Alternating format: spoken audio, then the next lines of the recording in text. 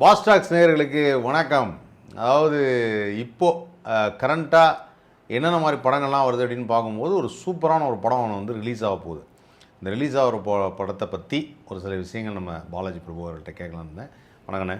வணக்கம் அண்ணே. தமிழ் சினிமாவில் எத்தனையோ நடிகர்கள் பார்த்துருப்பீங்க. ஆனால் எந்த ஒரு நடிகனுமே அறிமுக காட்சியில் அறிமுகமாக ஆகும்போது அவங்களுக்கு ஒரு எதிர்ப்பு இருக்கும். அவங்கள பார்க்குறப்போ ஒரு என்ன இதெல்லாம் ஒரு ஆர்டிஸ்ட்டாக, இது வந்து சூப்பர் ஸ்டாருக்கும் இன்க்ளூடட்.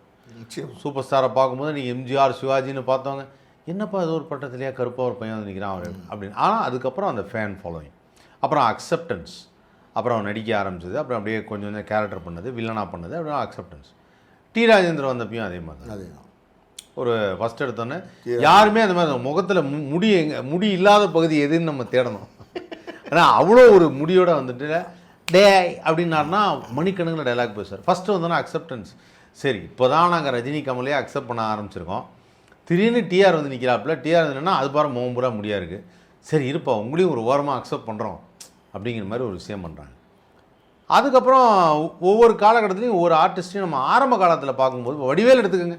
ஆமாம், ஃபஸ்ட் படத்தில் பார்க்கவே முடியாது, ரொம்ப ஒல்லியாக இருப்பாப்புல. இவரெல்லாம் எப்படி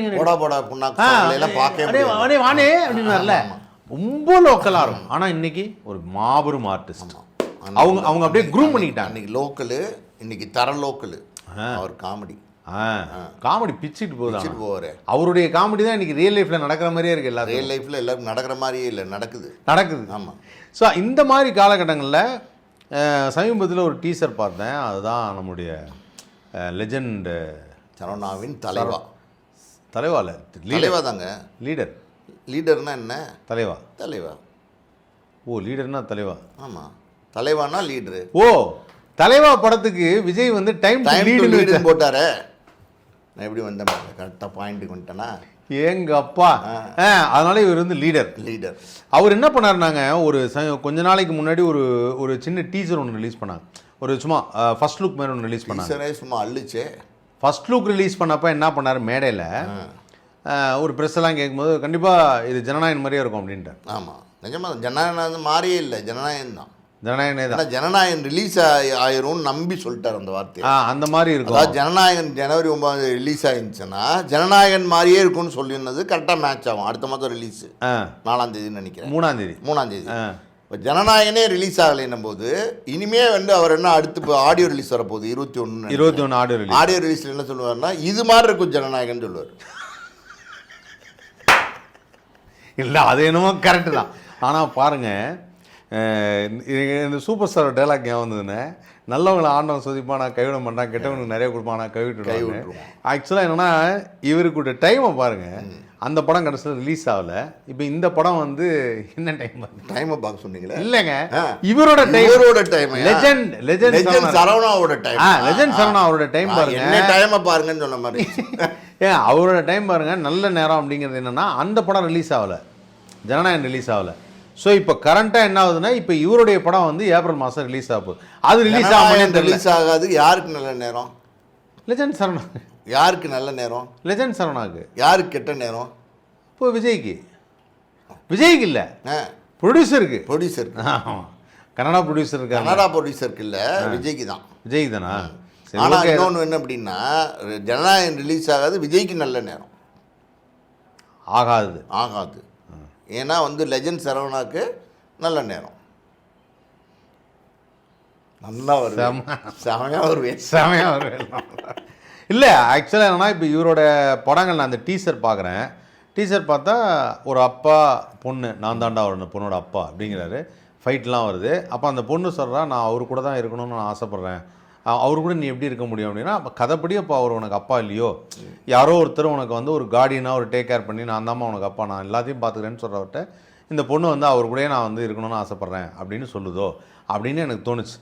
அப்போது பகவந்த் கேசரியோட லைனும் அதுதான். பகவந்த் கேசரியோட லைன் அதுதான்.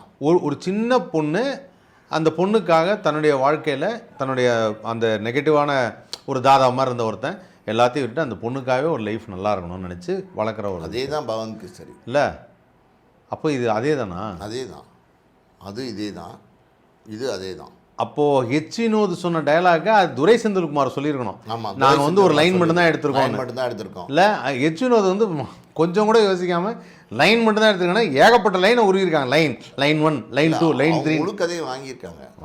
ஜனநாயகனுடைய உரிமையை வந்து சட்டப்படி வாங்கியிருக்காங்க. பகவந்த் கேசரியோடைய உரிமையை வந்து ஜனநாயகன் வாங்கியிருக்காங்க. ஜனநாயகனோட உரிமையை வந்து இவங்க வாங்கியிருக்காங்க, தி லீடர். ஏன் அதெல்லாம் இல்லைங்க, இது வேற கதை. இல்லை இது அதே கதை. அதாங்க கதை. பாத்திரலாமே, அதான் கதை. பாத்திரலாம். இதை பாத்திரலாம். ஜனநாயகனை பார்க்க முடியாது, கஷ்டம். அது கரெக்ட். ஆனா இதை பாத்திரலாம். அடுத்த இது பாத்திரலாம். 3ஆம் தேதி பாத்திரலாம். ஜனநாயகனை பார்க்க முடியாது. ஏங்க எனக்கு தெரிஞ்சு என்னன்னா, இது இந்த படம் வந்து இந்த படம் தான் அந்த படம். ஆக்சுவலாக பார்த்தீங்கன்னா 10th எக்ஸாம் எழுதுகிற ஒவ்வொரு குழந்தைக்கும் முக்கியமான படம். லீடராக தான் இருக்கும். ஏன்னா 3ஆம் தேதி ரிலீஸ் ஆகுது, 2ஆம் தேதி எக்ஸாம் முடியுது. கரெக்ட். என்ன ஒரு கால்குலேஷன். என்ன பாருங்க, இந்த படத்தை பார்த்துடலாம், அந்த படத்தை பார்க்க முடியாது. ஏங்க அவர் பாருங்க, இவர் ஜனவரி 9 ரிலீஸ் பாருங்கிறீங்க. அவர் காட்டவே மாட்டேங்கிறாரு ஜனநாயகன் படத்தை. அவர் விடுங்க, அவர் ஜனவரி 9 ரிலீஸ் பண்ணணும்னு சொன்னார். ஆமாம். இவர் கரெக்டாக பாருங்க, 12th எக்ஸாம் 10th எக்ஸாம்லாம் முடிஞ்சு லீவ் அவர் நேரம் ஏப்ரல் 2 கடைசி எக்ஸாம் முடியுது. 12th எக்ஸாம் முடிஞ்சிருச்சு, ஆல்மோஸ்ட் முடிய போகுது. கரெக்டாக 10th எக்ஸாம் ஏப்ரல் 2 முடியுது. 3ஆம் தேதி படம் ரிலீஸ். குழந்தைகளுக்காகவே 10th எக்ஸாம் எப்போ முடியுதுன்னு பார்த்து தான் ரிலீஸ் டேட்டே வச்சுருக்காங்க. ஆமாம், பக்காவாக பண்ணியிருக்காங்க. அதுலேயும் என்னென்னா, எனக்கு அவர்கிட்ட ரொம்ப பிடிச்சது என்னென்னா, அவர் வந்து ஆக்சுவலாக அவங்களுடைய எம்ப்ளாயீஸ், அவங்களுடைய ஃப்ரெண்ட்ஸு சர்க்கிள் எல்லாருக்கும் பயங்கரமாக ஹெல்ப் பண்ணுறாரு போல இருக்குது. நிச்சயமாக ஹெல்ப் பண்ணுவார். ஏன்னா அவருடைய இன்ஸ்டாகிராம் பக்கத்து ஒரு அப்படியே பார்த்துட்டேன்னு ஏகப்பட்ட வீடியோஸ் பார்க்குறேன், அப்படியே பார்த்தா நிறைய ஹெல்ப் பண்ணிட்டு இருக்காரு. ஆனால் வெளியில் யாருமே அதை பற்றி பெருசாலாம் சொல்கிறதே இல்லை, பேச மாட்டாங்க. பேச மாட்டேங்கிறாங்க. நல்லவன் செய்கிறது நல்லவனுக்கு தெரியாது. ரீசண்டாக தான் ஏதோ கலாட்டாலையா ஏதோ ஒரு யூடியூப் சேனலில் அவருக்கு ஏதோ வந்து ஒரு முக்கியமான ஒரு அங்கீகாரம் கொடுத்துருக்காங்கன்னு சொன்னாங்க. அது ஒரு நிகழ்ச்சிக்கு போயிருந்தவர் சொன்னார், சார் அது என்ன விருது என்னன்னு தெரியல, விருதா ஏதோ ஒன்று தந்திருக்காங்க. ஆமாம், நல்லபடியாக ஏதோ ஒரு விருது. தளபதி இல்லை, இவருக்கு தளபதி எல்லாம் படம் நடிக்கிறதை விட்டாருங்க. ஏன் வருகிறார் எங்கள் லெஜெண்ட். இவருக்கு அந்த தளபதி போயிட்டாரு. இப்போ தளபதி பட்டம் இவர் கொடுக்கலாம்ல சினிமாவில். அந்த தளபதியாவது கொடுக்கலாம்ல. நோ, அந்த பட்டம் ஆல்ரெடி சரவணனுக்கு கொடுத்ததா அதையே ஏற்கனவே அதை ஆல்ரெடி பிரித்து மேய்ஞ்சிட்டாங்க. ஆமாம் ஆமாம்.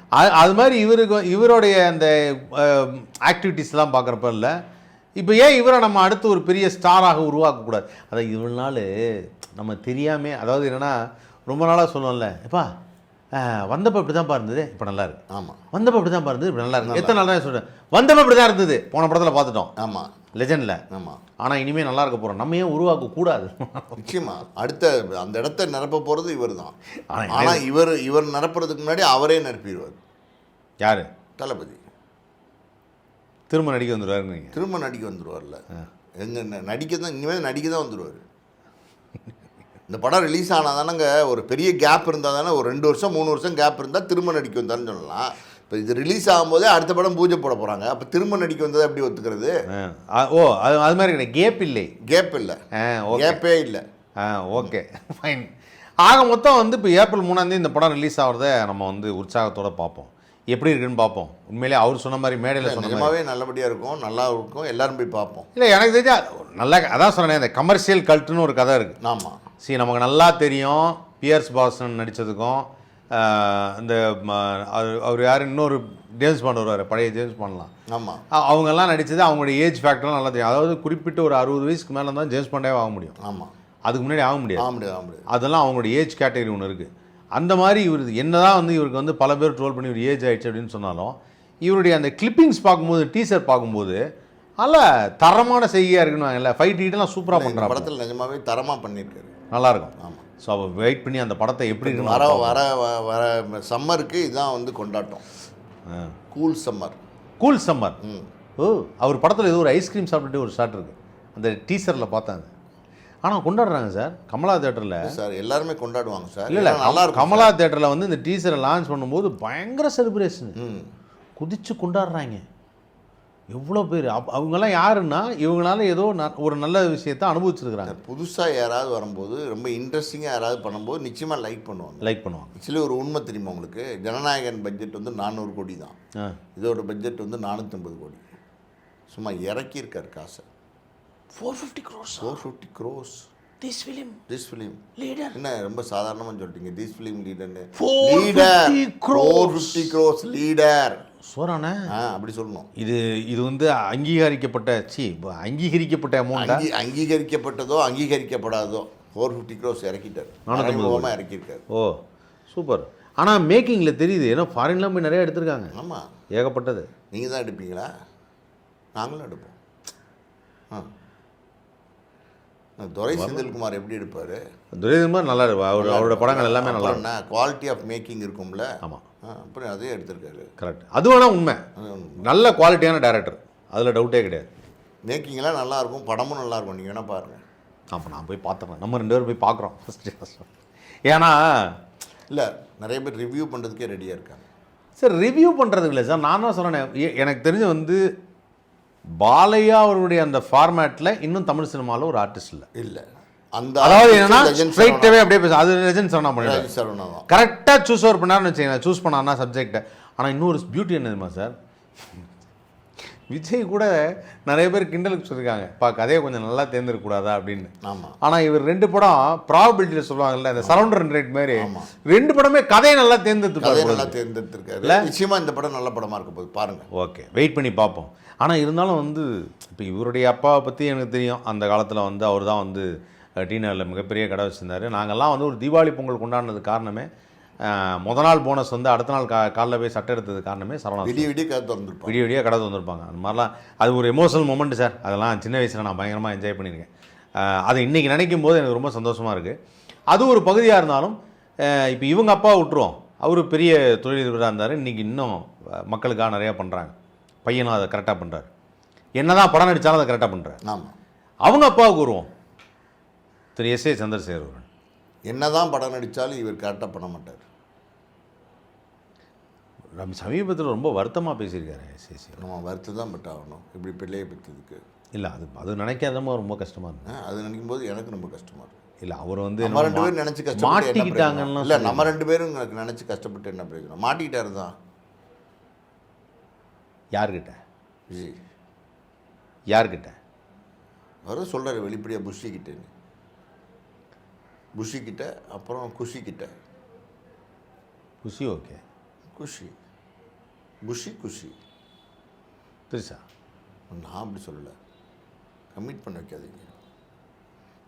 இப்போ எனக்கு பயமாக இருக்குது ஆக்சுவலாக. என்னென்னா, நீங்கள் எல்லோரும் சொல்கிறாங்க, அதான் மீன் போடுறாங்க. பேரை நீங்கள் சொல்ல மாட்டேங்கிறீங்க, நான் சொன்னால் நான் அப்படி சொல்லங்கிறீங்க. இப்போ நான் என்ன தான் பண்ணணும்? சரி சார்,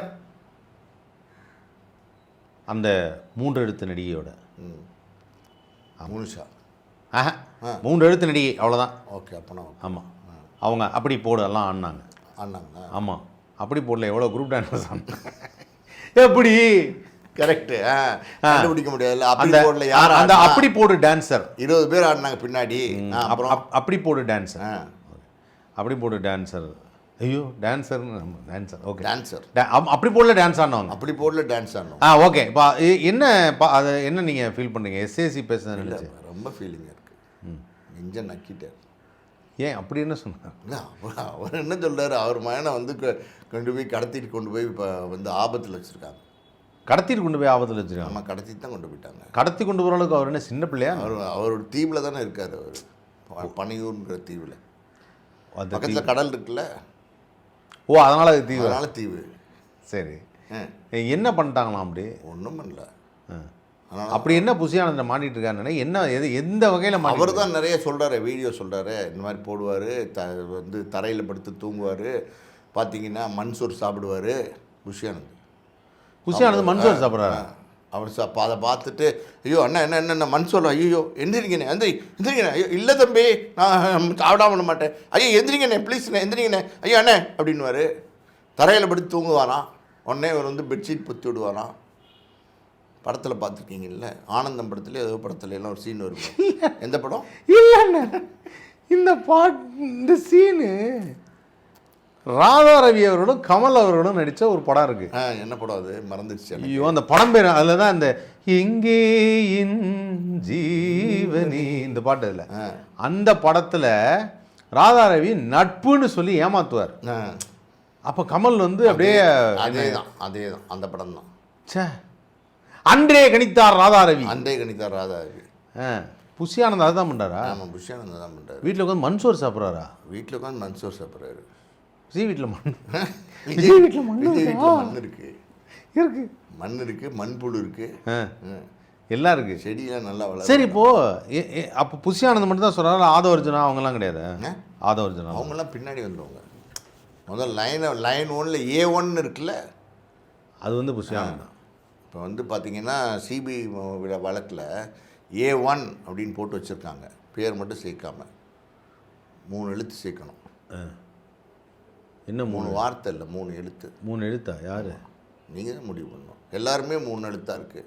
இந்த பக்கம் 3 எழுத்து. இப்போ எனக்கு வந்து இந்த மாமன்னன் படத்தில் வந்து அடிவேல் சொன்ன மாதிரி ஐயா ஒரே குழப்பமாக இருக்குங்கய்யா, என்னன்னு சொல்லுங்கய்யா அப்படிங்கிற மாதிரி இருக்குது.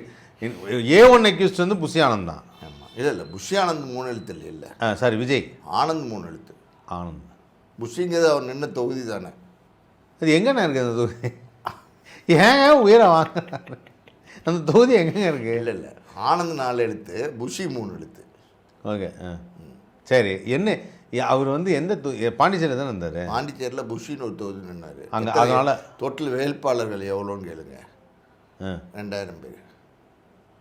ஜெயிச்சிட்டாரா? 900 ஓட்டு. ஜெயிச்சிட்டாரா? ஜெயிச்சிட்டாரு. எப்படி 2000ல் 900? மிச்சம் 1100 ஓட்டு வேற யாராவது வாங்கிருக்கணும். 1300 ஓட்டில் பாதி செல்லா ஓட்டு, ஓட்டு பாதி இன்னொருத்தன் கிடச்சிருக்கு. 800 இன்னொருத்தன் கிடச்சிருக்கு. இவருக்கு 900 கிடச்சிருக்கு. ஜெயிச்சவர் அதை ராஜினாமா பண்ணிட்டு இங்கே வந்துட்டார். ஆமாம், ராஜினாமா பண்ணல. அது ஒரு காலத்தில் நின்றுருக்காரு புஷியில். அப்புறம் இப்போ விஜய் கிடைச்ச அப்புறம் குஷியில் இங்கே வந்துட்டார். ஓ, அந்த மாதிரி பரவாயில்ல. ஆனால் அவர் வந்து கரெக்டாக ஒரு இடத்துல லேண்ட் ஆகிட்டார். ஸோ ஆக மொத்தம் வந்து விஜய் ஹஸ் பீன் லாக்டா.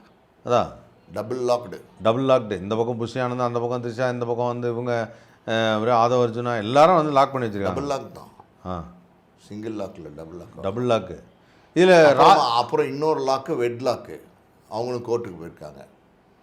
வெட்லாக் அந்த லாக்லேருந்து வெளில வர்றது கஷ்டம். அந்த லாக்கோட சாவியை தொலைச்சிட்டு தேடிக்கிட்டு இருக்காரு. ஓப்பன் பண்ணி விட்டா தப்பிச்சிடலாமேன்னு ஓப்பன் பண்ணி விட மாட்டேங்கிறாங்க.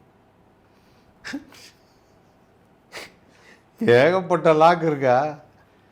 சரி, அப்போ அதோடைய ஜனநாயகனுக்கு ஒரு லாக்கு, சிபிஐயில் ஒரு லாக்கு, போகிற இடத்துலாம் லாக்கு. நீங்கள் சீக்கிரம் கிடைக்க போது லாக்கு அப்பு. ஆனால் நீங்கள் சொல்லலாம் அதுலேயும் ஒரு லாக்கு. அண்ணே, இந்த விகடனில் கார்ட்டூன் வரும் தெரியுமா? எழுதி போட்டோம், ஏகப்பட்ட லாக் ஒன்று வரும்ல. அநேகமாக இதை சொன்னதை வச்சு போட்டுருவாங்கன்னு நினைக்கிறேன். இங்கே ஒரு லாக், அங்கே ஒரு லாக், அங்கே ஒரு லாக், இங்கே ஒரு லாக்குன்னு கடைசியாக சொன்னது கவனிச்சிங்களா இல்லையா? லாக் அப்பு. லாக் அப்புனா மேல் வீட்டிலேன்னு சொன்னேன் நான். மேல் வீட்டில் ஒரு லாக்கு, கீழ் வீட்டில் ஒரு லாக்கு. ஏன்னா தனித்தனியாக இருக்காங்க புருஷன் பொண்டாட்டி. அவங்கவுங்க வெளியில் போனால் கீழ் வீட்டில் ஒரு தனி லாக்கு, மேல் வீட்டில் ஒரு தனி லாக் போடணும்ல, அதை சொன்னேன். அதாவது இப்போ மக்களுக்கெல்லாம் எப்படி ஒரு ஆர்வம் இருக்குன்னா, அந்த வீடு எப்படி இருக்கும், இல்லை அது ஒரு ஹோம் டூர் பண்ணலாம். ஹோம் டூர் இங்கே தான் அவங்க இருந்தாங்க, இங்கே தான் நாங்கள். அது கொஞ்ச நாள் வெயிட் பண்ணோம். இல்லை வெயிட் பண்ணி வரணும். கண்டிப்பாக பண்ணிவிடுவாங்க. யாராவது ஹோம் டூர் வரும். கொஞ்ச நாள் வெயிட் பண்ணலாம். வரும். இப்போ வராது. ஜனநாயகன் படம் மாதிரி ஹோம் டூர் வரும். ஆனால் இப்போ வராது. சரி, ஓகே, ஏதோ ஒன்று நடந்தால் சரி. ஆக மொத்தம் வந்து இப்போது எஸ்ஏசி அவர்களும் சோபா அவர்களும் வந்து தனித்துவப்பட்ட ஈஷா ஆசிரமத்தில் ஏதோ இருந்தாங்கன்னு சொன்னாங்க. இருக்கலாம், சொல்ல முடியாது. அதான் அங்கே இருந்தாங்கன்னாங்க. அதையும் மீறி சிவராத்திரிக்கு போயிருப்பாங்க. என்ன நிறைய ராத்திரிக்கு அங்கேயே தங்குறதுக்கு பிளானே பண்ணிட்டாங்க. அங்கேயே பண்ணிட்டாங்களா? எலெக்ஷன் முடிகிற வரைக்கும் நீ வர வேணான்ட்டாரா? ஆமாம், ஒரு டென்ஷனாக இருக்கும். உனக்கு தேவையில்லை. டென்ஷனாக இருக்கும். ஈஷாக்கா அங்கே இருக்கிறதுனால ஈஷா டென்ஷனாக இருக்கும். ஈஷாவில் அமைதி இல்லை. ஈஷாவே டென்ஷன் ஆயிடுவார். ஜாலியாக பாட்டு பாடி டான்ஸ் ஆடிக்கிட்டு. ஆக்சுவலாக அவங்க 2 பேரும் டென்ஷன் ஆக மாட்டார். கரெக்டாக வச்சுருங்களா இல்லையா, என்ன பண்ணுறீங்க, என்ன பண்ணுறீங்க, அதிலே கொஞ்சம் டென்ஷன் ஆயிடும். அவருக்கு ஆல்ரெடி மூளையில் கோளாறு. என்னங்க உண்மைதாங்க. ஈஸாக்குங்க ஆப்ரேஷன்லாம் பண்ணி வெளில வந்தார். ஐயோ என்னங்க பண்ணுறது இந்த நாட்டில். ஒன்றுத்தையும் யோசிக்கும் போது நான் இதுக்கு நடுவில் ஒரு ஒரு ஒரு ஒரு பொருளை ஒரு கிளப்பி விட்டாங்க. வந்து அதிமுக பக்கம் கூட்டணிக்காக போகிறாரு, பிஜேபி பேசியிருக்காங்க. முந்தா நாள் ஒரு நியூஸ் வருது, 70 தொகுதிகள் கேட்டிருக்காரு இவருக்கு விஜய். 70 70 பிஜேபிக்கு அது ஒரு 70 140. அப்போ அதிமுகவுக்கு வெறும் 20. 70 140 தானேங்க. இல்லை இருக்கிறதே 243 தானேங்க. 234 234 அப்போ இவருக்கு 70 என்ன பண்ணுவார்? இவர் சொன்ன மாதிரி ஆட்சியிலும் பங்கு அதிகாரத்திலையும் பங்கு கொடுப்பாங்களோ. 3721. ஆமாம், கரெக்டு தானேங்க. 3721. அப்புறம் மிச்சம் வந்து டிடிவி, இவங்க அது யார், அன்புமணி, இவங்கெல்லாம் இருக்கிறாங்க. அவங்களுக்கு ஒரு கணிசமான ஒரு 10 கொடுத்தா கூட ஆளுக்கு ஒரு மணிங்க. எலெக்ஷனுக்கு செலவழிக்க வேண்டாமாங்க. என்ன மணின்னு அப்படியே என்னையே பார்க்குறீங்க? அதான் அன்புமணி.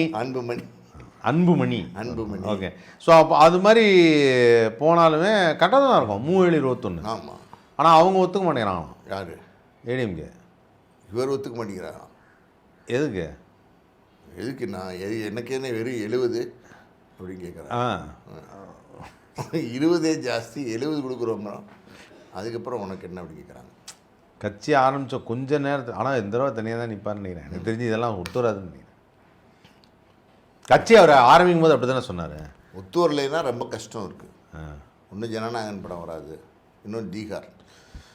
நிறைய பிரச்சனை வரும். விஜய்க்கு பர்சனலாக பிரச்சனை வரும். தீகார்னு சொல்லிகிட்டே இருக்காங்க. அடுத்த படமா? இல்லை, வாய்ஸ் முன்னாடி அப்படியே போயிட்டே இருக்கும்போது பார்த்தீங்கன்னா சிபிஐ அலுவலகத்துக்குள்ளே போனோன்னே மியூசிக் ஒன்று போட்டு விட்ருவாங்க. குட்டி கூட்டம் தீகார் என்னடா அது தீகார் நின்று இதுக்கு சவுண்டு கேட்குது. எக்ஸ்கியூஸ் மீ, நீங்கள் த்ரிஷாவை மாற்றி சொல்கிறீங்க. இல்லை தீகாரில் த்ரிஷா அப்படின்னு. இல்லை, நின்று சவுண்டு கேட்குதா? ஒன்றும் சவுண்டு கேட்காது, நிறுத்திடுவாங்க. அப்படியே 2 ஸ்டெப் எடுத்துப்பார். திகார் அப்படின்னாங்க.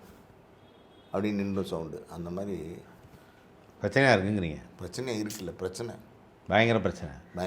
சரி, ஓகே, வெயிட் பண்ணி பார்க்கலாம். ஆக மொத்தத்தில் வந்து படம் பார்க்குறதுக்கு நமக்கு ஒரு படம் இருக்குது, நல்ல படம் இருக்குது. ஜனநாயகன் இருக்குது. அப்புறம் என்ன ஜனநாயகன் படம் பார்க்குறது? ஜனநாயகன் இருக்குது ஏப்ரல் 3ஆம் தேதி. ஐயோ, எனக்கு வயிற்று கலக்குது. எனக்கு வயிற்று கலக்குது.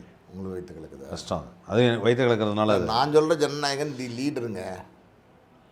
அது வேணாங்க. அதாவது சில நேரத்தில் சில இடத்த ஒப்பிடவே கூடாதுன்னு. அவர் நார்மலாக படம் பண்ணியிருந்தா கூட லீடர், அது லெஜெண்ட் சரணோட படம். Always leader. அதை நான் தயவுசெய்து ஜனநாயகனோட ஒப்பிடக்கூட விரும்பக்கூடாது. அதனால் அதை வேணானே விட்டுருவோம். ஆக மொத்தம் வந்து படங்க வர்றதையும் பார்ப்போம், தொடர்ந்து இவர் என்ன பண்ண போகிறாங்கிறதையும் பார்ப்போம்.